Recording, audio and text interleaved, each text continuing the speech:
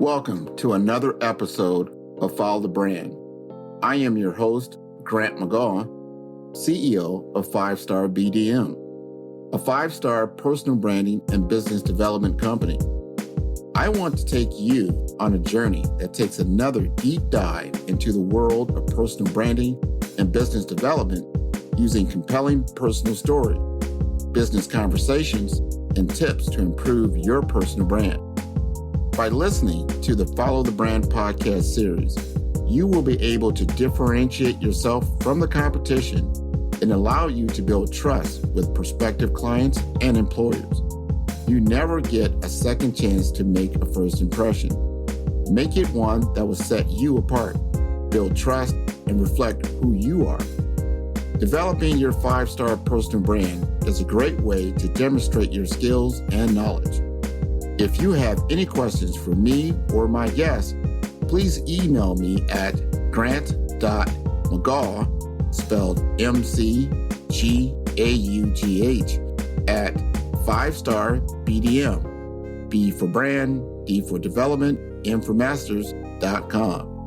Now let's begin with our next 5-star episode on Follow the Brand. Welcome to the Follow the Brand podcast. I am your host, Grant McGaugh, CEO of 5-Star BDM, where we build you a 5-star brand that people will follow. Mindset, tool set, and skill set position you to be impactful, says my next guest, Daphne E Jones. She utilizes all three game-changing ideas to stand out and overcome the thought that you are not good enough to succeed in your chosen field. Jones empowers the underserved, undervalued, and overlooked by not listening to people who put limits and labels on you. She is a head, heart, and gut leader who asks, do you know the business? Are you strategic? How much do you care? And do you have empathy and compassion for your people?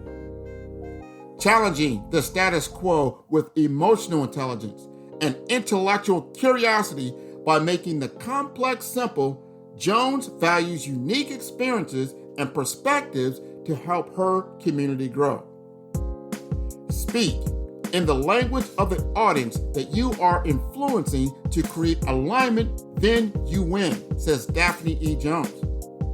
Learn, do, and transform each position on your path to change your business or career outcome. Daphne E Jones is a seasoned executive with extensive experience implementing digital technologies to drive market growth, seamless customer fulfillment, and internal efficiencies within Fortune 50 corporations. She has over 30 years of experience in general management and executive level roles at IBM, Johnson & Johnson, Hospira, now Pfizer, and General Electric.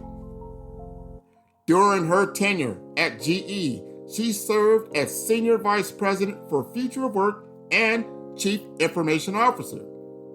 She co-led a global team that defined GE's digital DNA and ran it to a $13 billion GE healthcare business of product engineering, imaging, ultrasound, and post-market product services. Before GE Healthcare, her early career days were spent at IBM and Johnson & Johnson as Executive Director and Vice President of IT, followed by her role as Senior Vice President and CIO at Hospira, which is a $5 billion global pharma and infusion technology company. At Hospira, she led all aspects of Hospira's enterprise infrastructure, cyber, digital, and analytics technology. Her latter career days were spent innovating with predictive maintenance, designed for additive and other advanced technologies to help the business differentiate and win in the market. Daphne serves on the board of directors for AMN Healthcare Incorporated, Barnes Group Incorporated, and Masonite International Corp., and is on the Audit, Compensation, and Governance Committees. Named by Savoy Magazine as one of the most influential African American directors in 2021, she is a member of NACD, Accenture Cybersecurity Council, the Digital Directors Network, and the Executive Leadership Council. She is the CEO and founder of the Board Curators, a company that prepares senior leaders for paid board service at www.theboardcurators.com, and is launching her book in fall of 2022 from McGraw-Hill entitled Win When They Say You Won't. Her thought leadership and experience make her a sought-after speaker on digital, diversity, equity, inclusion, board development, and personal transformation. Daphne earned her MBA and Bachelor of Science from Illinois State University. Let us welcome Daphne E Jones to the Follow Brand Podcast, where we are building a 5-star brand that you can follow. Hello, everyone, and welcome to another special week on the Follow the Brand Podcast. We're going to go all the way to the island and back. What island am I talking about? We were just talking about, that one little island they call Jamaica. And in those islands, there are very, very special people that are born there. And they leave the island and they become great individuals, fantastic people. And one of those fantastic people are going to join us today on the Follow Brand Podcast. And we're going to have a candid conversation about their journey, about what they can give back to the community, and how they can be truly successful in their life endeavor. So I want to go ahead and introduce you to Miss Daphne Jones and have her, let's going to just take a small walk down her life and see what she wants to share with us today. You want to introduce yourself, Daphne? Sure. Good evening, good afternoon, good morning, wherever you guys are and whatever time you are watching this. I want to greet you and thank you, Grant, for having me to talk to your wonderful listening audience. Yeah, I am from Jamaica. My mom and dad were born and raised there, and they came to the United States to seek the golden opportunity, the American dream. And we were living in one of the poorest cities in Illinois. It's named Phoenix, Illinois. And we had a house that had 2 bedrooms, and it had 1 bathroom, and there were 7 of us that lived there. And no air conditioning. We didn't have a dishwasher. Well, no, that's not true. I was the dishwasher. We didn't have a shower. We didn't have a washing machine. My mom used to scrub on those scrub boards, and we take the clothes outside and hang them up on the line and hoist them up with a long stick so that they wouldn't drag the ground. So it was a very tough neighborhood. A lot of liquor stores, a lot of churches, but no grocery stores, no post office, et cetera. So very tough environment. But my mom was Jamaican, and she said, Daphne, you're not Black, you're British. Because Jamaicans were under the British rule at that time until about 1962. And so at that time, she wanted me to have the mindset of the Britons who invented a lot of things: polo, basketball, volleyball, all those sailing, all those things that came from the Brits. She said, I want you to think like that, be innovative, be creative. You're not Black, you're British. And so, but of course, she was the only one that told me that I wasn't Black. Other people called me the other words that Black people usually call. So I was very confused. But at one point, I was told that I should not go to college, that girls that look like me should become secretaries. And so I did that. I became a secretary for a magazine for about 3 months. And then I realized that I should not be a secretary. I should have a secretary. After all, I'm not Black, I'm British, right? And so I ended up going to college, got my bachelor's degree in 3 years. I got my master's degree in 1 year. And so even though my high school counselor told me, it'll never happen to you, you'll never make it through college, I was able to use him as an adjective, as somebody that I had to prove wrong. And I've found that I've used that type of motivation most of my life to get to where I got to. When people tell me I can't, I'm like, you want to watch me work? You want to watch me do that? And that became my motivation. So because of my mom, because of someone who told me that I couldn't, he put a limit and he put a label on me. I said, no, that is not going to happen to me. I ended up going to work for IBM right after college, and really haven't looked back since. And since then, I've retired about 3 years ago, and now I serve on corporate boards, and I'm an author, and I'm a CEO of a company that is helping the people serve on boards. And part of my job is to help help people do better than I did, faster than I did, and advance. I want to speak truth to power. And my goal is to also to empower those young girls, those young boys who need to be empowered, inspired. And if they're overlooked and undervalued, I want you to know I was too. And I want them to know that they can make it in this world if they choose to do that. So that's my story in a nutshell. I'm a grandmother, I'm a mother, I'm a pastor's wife, and I live in Miami and I live in New York. So that's my story. Well, I tell you, we're going to unpack a little bit of that story, because first of all, what I heard out of that was mindset.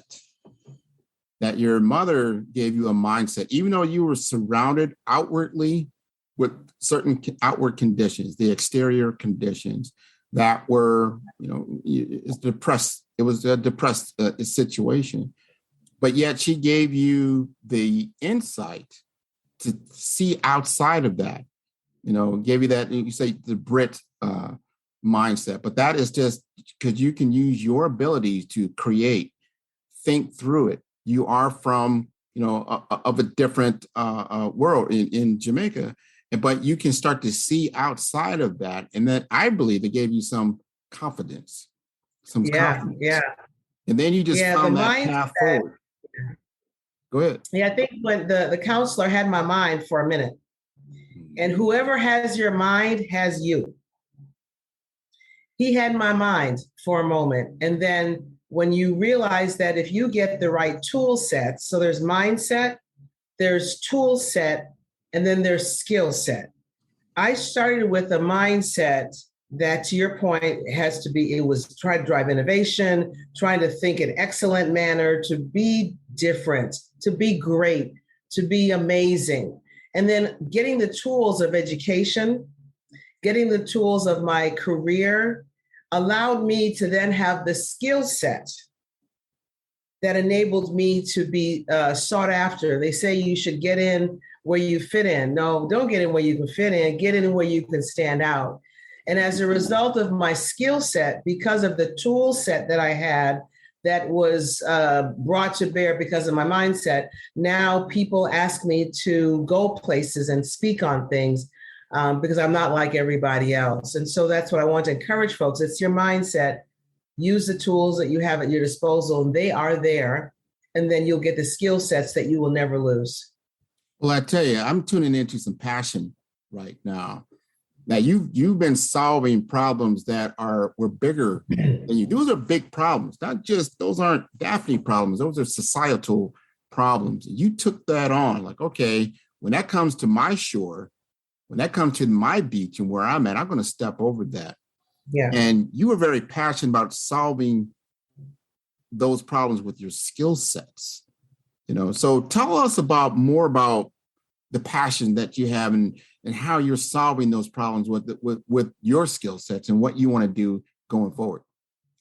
Well, there's two skill sets that I'm using, and I have passion about two things. And I'll say one that is certainly the audience will certainly gravitate towards. I believe in using my platform, my experiences, my position, my senior vice president, former status to speak truth to power. A lot of times there are individuals that are in CEO positions or COO positions or SVP, senior vice president positions that believe that the rules don't apply to them, or it doesn't matter what anybody thinks. What matters is what they think. And as a board member, I speak truth to power. I serve on boards and CEOs report to me. They report to the board members, right? And so how do you speak to those leaders that now report to you? And so whether it was the George Floyd situation, I'd had CEOs that asked me, how do I let the people in my company and organization know that I care about them? And then I would speak truth to them. I would not let them off the hook and say, no, you're doing just fine. I would sit down with them for hours at a time and talk about that. So How do I speak truth to power so that they can know that it's not about the customer only, it's about the people that work for them, it's about the communities in which they live and work, it's about the vendors, it's about the procuring. Are you using your money to get Black procurement? Are you using your money to get Black women or people of color to be vendors for you? You work in a community of people of color. How are you really driving the health of those people that are in your community? So speaking to the power is one thing. The other passion I have still within the diversity realm is I empower the underserved. I empower the overlooked. I want to empower the undervalued, those people who don't believe they are worth it. Those people who have been told that they are not good enough. I've been told that I wasn't, well, I certainly wasn't man enough. I wasn't white enough. I wasn't global enough. I was too transactional. I was too nice. I was too tough. I was everything but perfect in my career. And I want those people who have been beat down and pushed down, whose mindset have been conditioned to believe they're not good enough, to say, you are that and then some. We all have superpowers. So part of my passion is to help people uncover their superpower and use that superpower to be able to make something of themselves, but also to make something of the companies that they work for. So what I do in my superpower is I'm a technology person. I do cybersecurity, I do digital technologies. That's what I did as my superpower to help make my companies great. And in turn, they pay me to help make me greater financially so that I can turn around and give that money, give my time, give my talent, give my treasure to people who need to be encouraged because they've been discouraged. So I use my platform to speak truth to power. I use my platform as an author to be able to empower the underserved, the overlooked, and the undervalued. And as a coach, I do that. But I also use my talent to help companies with technology. That's how I get paid, was through my work as a technologist. Well, I tell you, I'm very proud of you. I've been in technology for 20, 25 years. And how many Black women have I encountered that were the CIO or even a director or VP of IT? Very, very, very, very few. Right. You served as a CIO of a Fortune 500 company, at GE. I think that says a lot about you and your ability to strive forward and create a path for yourself. And that takes a brand. And now I'm curious about, this is the Follow the Brand show. This is the Follow the Brand podcast. Everybody has a brand. I'm about the personal brand. And I want to know, how do you define your brand and how has that helped you to create a path forward? That's a great question. Let me define brand as reputation. Let me define brand as, what do you want to be known for? How would people describe you? Before you walked into a room, how would they describe you? That's sort of what I'll try to use as my definition of brand. And the first thing is, I'm a head, heart, and gut leader, right? That is my brand. So the head, the head is the brain, it's the mind, it's do you know business? You have to learn business. You have to be strategic. You have to be somebody that gets the job done. Using your head, putting your mind, putting your brain, putting everything that you've got in your head into it. But it's more than that. People don't care how much you know. They want to know how much you care. So when you look at heart, because I said head, heart, and guts, when you look at your heart, that's your passion. That's your compassion. That's your empathy. Do you care about a person whose child was born premature? They want to know that you as a leader care about them as people. That's why the Great Resignation is happening today. A lot of employees are mad that when they had to work from home, their hours didn't change, people quit. They ended up having to take the employees that quit's job in addition to their own job, and the employers didn't really care and show empathy about that. As a leader, your heart shows collaboration. I want to work with you. I don't want to work against you. So that's the heart. And the guts is, you can't be all nicey, kissy, kissy all the time. Part of having guts, Grant, is about challenging the status quo. If something is wrong, you speak to it, and you do it in the right way, right? You do it with style and appropriate emotional intelligence. You have to be able to handle ambiguity. Not everything has a perfectly clear-cut answer. You can look at what the president of the United States have to do. They deal with ambiguity all the time.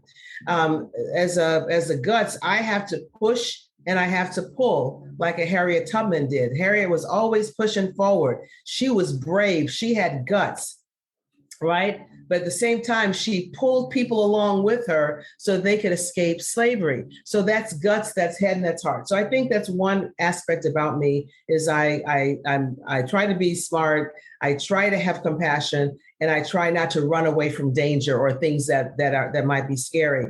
I am also known as I make the complex simple. I talk about push-pull. I talk about different acronyms, but how do you help people get complex subjects? And that's what companies love. They want to know that you can help people understand what might be very, very difficult. I'm a diva. I'm a mom. I'm a grandmother. I'm a pastor's wife. And I'm an author. When I think about how do I put all those things together, making the complex simple, head, heart, gut, diva, mom, is we all have superpowers. All of us do. And what you have to do is take your values, your experiences, and your perspective and put those together and use those superpowers to help a community grow, to help my church grow, to help my family grow, to help my company grow, to help my people that I'm coaching grow, my department of people that work for me, my board. So you take those superpowers that make you different, that make you a unicorn and make you special, and you speak in the language of the community. You speak in the language of the business. Business talks about finance. The community talks about jobs. Whatever that superpower is, you speak in the language of that community, and you have to align with them as well. So that's the two things that I always did, was make sure I understood the language of who I'm trying to influence, and that I was on their side, or that they understood that I was aligned with them. And when they know that you care and that you're aligned with them, and they can understand what you're saying, then you win. They invite you in. They want to hear what you have to say. And then, of course, you study. You have to study to show yourself approved. You have to study to understand who they are and what their goals are. But when you understand their objectives and you align with them, or you show them how you align with them and you speak their language, your superpowers will win every time. I love that statement. It's what you just said there, because when you walk that path in technology, people expect you like, all right, they're going to talk to me in the language of software. They're going to talk to me in the language of hardware. But you step beyond that from I call the technical side of things, and you start getting into the managerial and the entrepreneurial, and those are different languages. They're different thought processes, and you're starting to exude that. So my question to you is this, a little bit off script, because I think you've answered some of the things I wanted to know as far as your belief system. But as you traversed your career and you started to go from that technical aspect of your career, and then you got into the managerial aspect, and then you got in, when I say that, I mean all the way from the director to VP to CIO, but then you got into that board world, and all of those worlds took different skill sets, and then they were transitional, right? Because they operated differently. Help us understand how you had to change and grow as you went up those ladders. This episode is brought to you by 5-Star BDM. 5-Star BDM is a professional consulting and advisory group keenly focused on business development services for small to mid-sized businesses and entrepreneurs. Although every business is unique, they often share challenges that can be addressed through smart branding. Services include process improvement in operations, digital strategy and transformation, business intelligence, digital marketing, and personal branding. Our 5-Star business and personal branding company has helped a number of professionals and organizations to optimize and grow. The result is more business, more opportunities, better reach, positive outcomes. Please visit www.fivestarbdm.com to learn more and view all the episodes of Follow the Brand.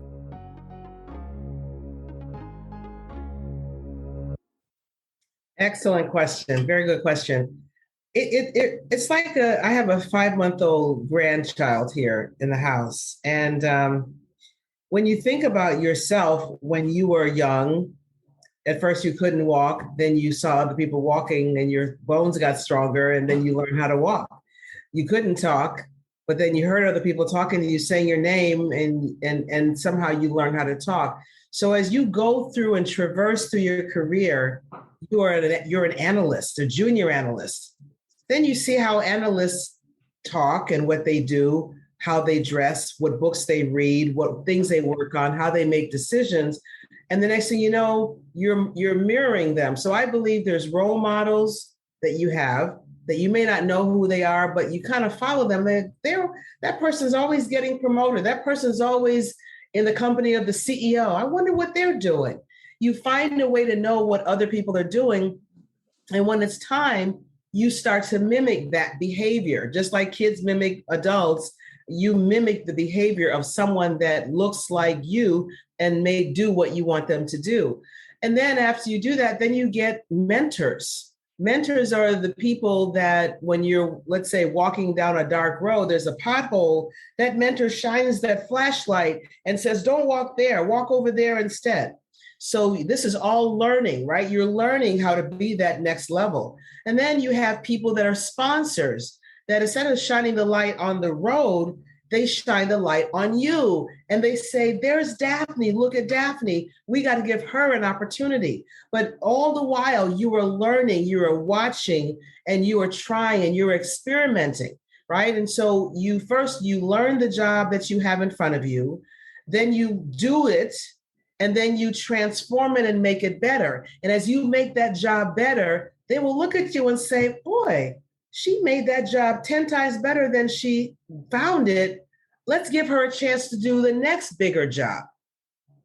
You're never always ready perfectly to do that next job because you haven't done it before. But you have the intellect, you got the head, you got the heart, you got the guts, you have the curiosity. You stay up late and read and study and ask questions of your mentor. You ask questions of your role model, whatever.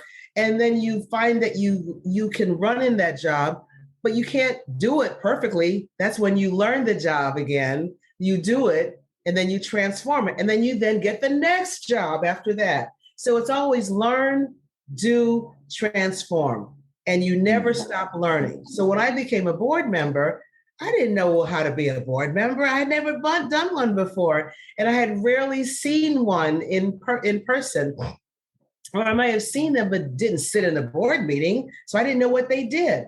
But they felt I had enough intellectual curiosity, that I had talked to the right people, I talked the right way, and then you get it. And then you make some mistakes because you're learning how to be a board member. And then now I am doing the role of a board member. And now my next job is to transform the role of board members as I am teaching them about cybersecurity. A lot of boards don't know about technology, right? Yep. Right. And so one of the things that we have to do as board members in IT, you and I are in IT, how do we teach the board that cyber is not an IT issue, it's an enterprise risk issue? So now I'm transforming my board to be even better as a board. That's how you do it.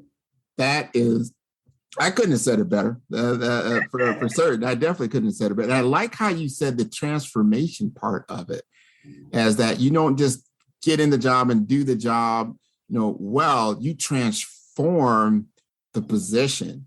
And that definitely gets you noticed. That is wonderful. And I'm sure you have done that. And now you're in this board world and you're giving back. And here's the question, because now you're saying, you can look back now and you say, well, what if you had that what do they call that? The hot tub time machine, right? If you could go back in time.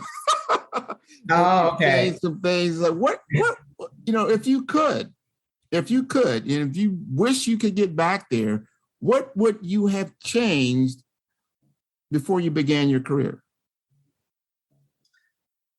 I'll go back to the part of what I was told. I was told that I wasn't good enough to go to college. So I would go back and say, don't listen to people that put limits and labels on me. Mm-hmm. Because there's something that a really smart guy taught me once. His name is Chaz Hartwig. I love Chaz. And he said, Daphne, there's this thing called thoughts, actions, and results. How you think will determine what you do. And whatever you do will create results, outcomes. So if you think that you can drive your car 100 miles on 50 miles worth of gas, then you'll try to do that. And then what'll happen is you'll run out of gas. So if you don't like the results you're getting, you got to change how you think. So how you think, so they had me thinking that I could never go to college. They had me thinking that, so therefore I didn't go to college. And therefore my results were I became a secretary at Women's Day magazine. They had my mind. They put limits on me. They put labels on me. You can't be, girls that look like you don't go to college. They won't get in. Daphne, if you try to get in, you won't get in. If you do get in, you won't get out. You will flunk out. You won't graduate. And if you do happen to graduate, no one's going to hire you. That's what so my mind was there. Your thoughts drive your actions, and your actions drive your results. If you don't like the results you're getting, we got to change how we think. So I wish long time ago I had not had that thought. So it delayed my ability to go to college. And I've been scared ever since. I've been asking permission ever since. Not literally today, but at some point in my career, I woke up and I said, you know what? I'm a bad girl. I know that I have superpowers and I'm not going to ask permission anymore. They're not going to get my mind anymore. And that's the secret to me is don't let them get your mind. Don't hurt them, Hammer. Don't let them get your mind. Because I'm telling you, when you just said that, I heard your mom. Your mom has been telling you from the beginning. Yeah, it's true. She's been telling you to think outside this box. You are not this box. They got inside, they put you in the box, you stay there for a minute, but then you got out. You got out and you're hearing that over and over again, but you believe, and then you start getting that momentum. Yeah, right? And then positive reinforcement. There's a thing I do, and I just want you guys to think about this exercise. When I'm sometimes speaking, especially to young kids, parents and those aren't necessarily motivated by this exercise, but I'll take like a $50 bill. So pretend this is a $50 bill right here. It's not, and I would say, who wants this $50 bill? All the kids' hands go up. I want it. It's real money. So then I will crumble it in my hand like this. And I will say, who wants it now? And they still, I want it. And then I throw it on the ground, Grant. And I'll say, who wants it now? And I'm looking at it. And they say, me.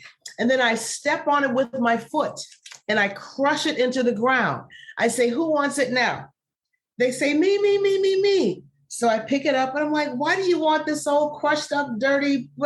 Because it still has value, Miss Jones. So the point is, no matter what they say to you, no matter what they do to you, when they throw you on the ground, when they step on you, when they try to throw you away, you still have value. I can't even did you hear the applause? I applaud you. People have to know. My mama told me that, and I want everybody to know that. And they will try to get you to think that you don't.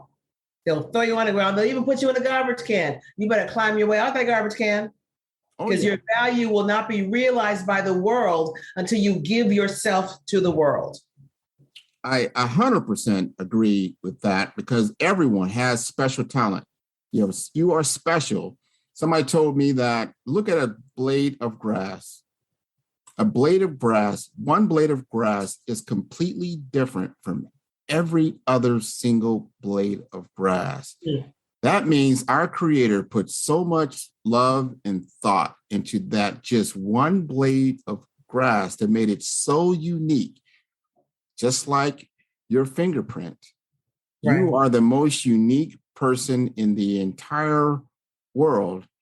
And I believe that our creator wants us to be all that we can be because we are all unique. We are all special. And we all have these powers. And I love your analogy about that $50 bill. No matter what, we all have value, but you have to display your value. That's right. You've got to put it to work. Put it to work. So right. you don't end up in somebody else's dream. And their dream of you is not for the fulfillment of who you are in your world. So you have to put yourself in the Create right mindset. Narrative. Otherwise, someone will create the narrative for you. Correct. They don't know you. They didn't make you. They don't have a heaven or hell to put you in.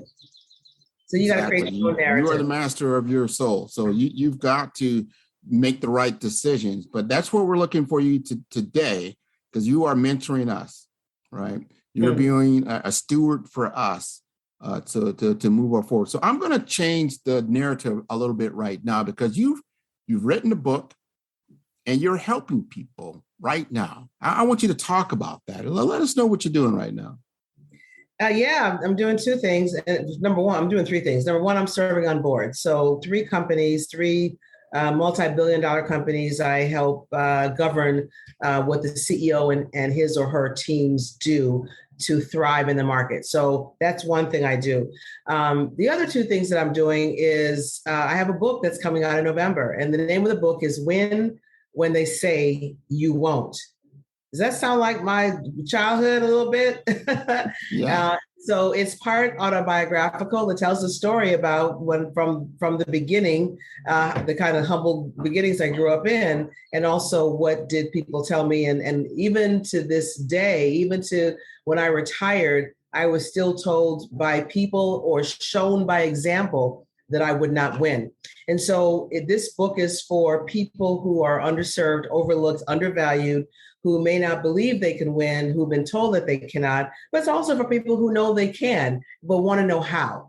And so it is a book that gives you instruction. It gives you motivational stories about other women and people like myself, and it gives you a tool set. So if you have the mindset that you can learn more, it gives you the tool set so that you will have the skill set to not just be a person who is a success, but I have a cycle that teaches you how to be successful, full of success, where you are successful every time. So you want to go from junior analyst to senior analyst.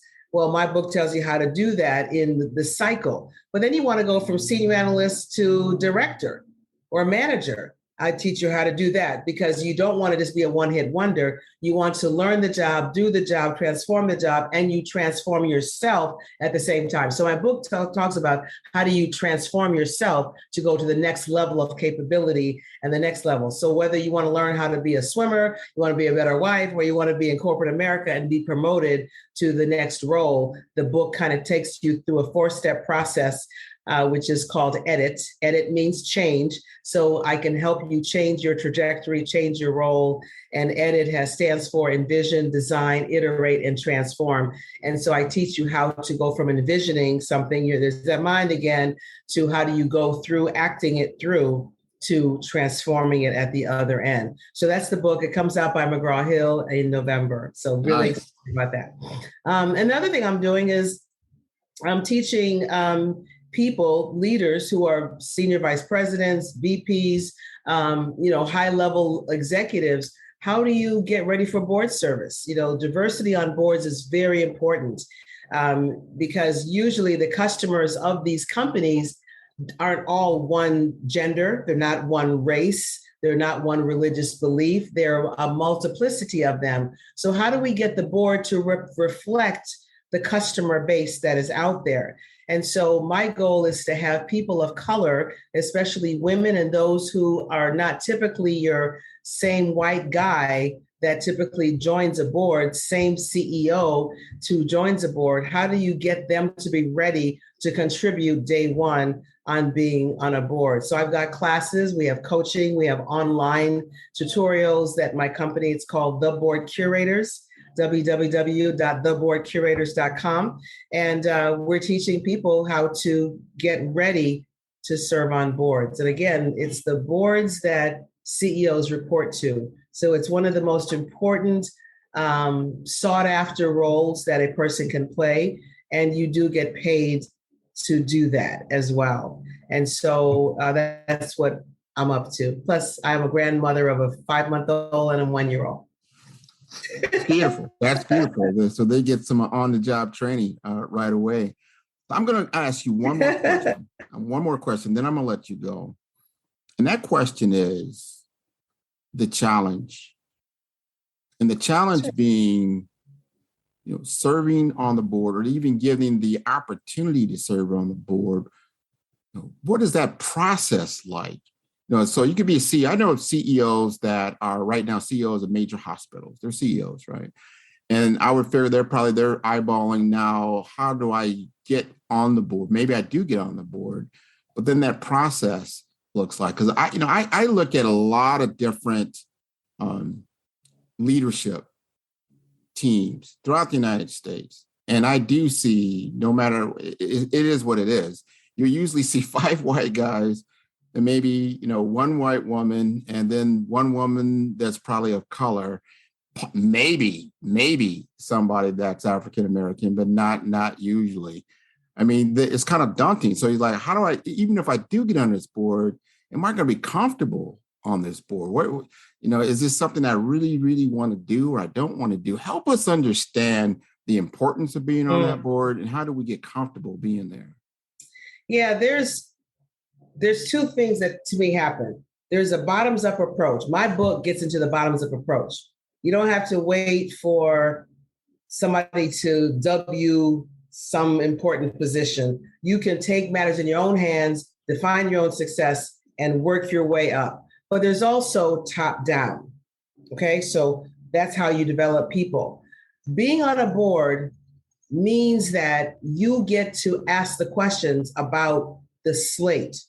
So a senior vice president, a manager's job just opened up. Can you tell me, are you having a diverse slate? That's a question that I will ask as a board member. So having a person of color, having a diverse person on a board then allows the management team to be diverse. Because if I see that everybody on the CEO's team looks only like, and this could be, the CEO could be an African-American, everybody on the team shouldn't be African-American either. So if everybody on that CEO's team or the CEO's team is a woman, looks like her, that is out of order. So you can ask the question, are there not anybody that is of color or that is a gender or whatever that could be the head of manufacturing or that could be the head of sales? So my job is to drive diversity into the company, as well as excellence in how they operate their finances, how they manage risk, how they hire people, how they drive great quality products. My job is to ask questions about a lot of things, including their teams and how are they making sure that they have a diverse slate. And so you have to do that. That's your job, in addition to making sure that the finances are right and the controls are good and they're not taking too many risks and they're acquiring the right kind of company. You do all that stuff too, but you got to make sure that your talents and your diversity is represented across the board. Now, if the management team is diverse, you best believe the team below them will be diverse. And the team below them will be diverse. Next thing you know, you got a diverse organization. So we have to have the guts to be able to ask the question in the right way. You don't start talking day one on the board. You don't ask that tough question day one. You wait, you look, you watch, you listen, you formulate your what you see, and you write down some thoughts. You have a buddy. I had a board buddy, somebody that you could ask these questions to that you trust, right? And so, so that's why being on a board for us is important. That answered my question. because demystifying what the board actually is doing and why it's important having that seat at the table. Because if that voice is not there, those questions aren't even asked. There's no accountability. And so I have to give my guy credit. One of my CEOs said, Daphne, how do I handle this? How do I make sure that my folks know that I care? How do I show I care? How can I care? I want to care more. So I said, payroll. Are people of color being paid the same rate as people that are not of color? Who's in your pipeline? Who is next to be CEO? Do you have a pipeline that is diverse? Or is it only the people that have a P&L? Who has a P&L in this company? Are people of color have a P&L? If they don't, then there's something there.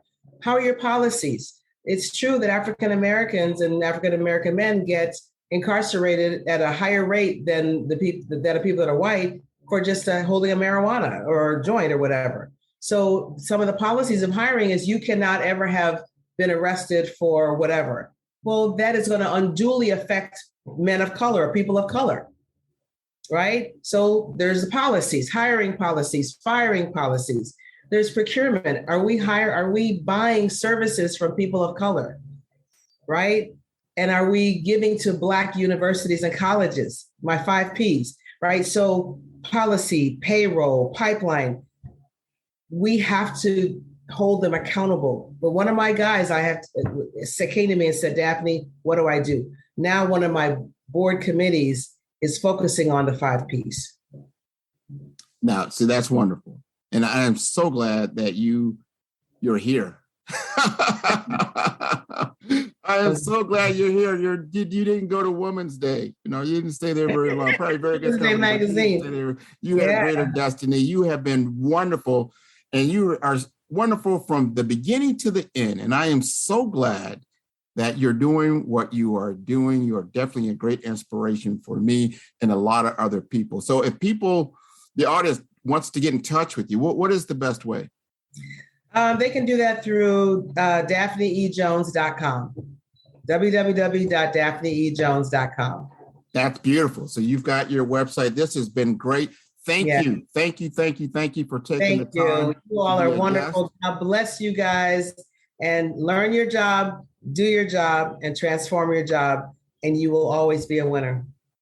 Sage advice is one of the things I love saying. We have sage guests that always come on Follow the Brand. You're definitely one of them. And everyone can tune into all the episodes on the Follow the Brand podcast at www.5starbdm. And that is B for brand, D for development, and for masters.com. Thank you very much, Daphne. You take care. Bye-bye.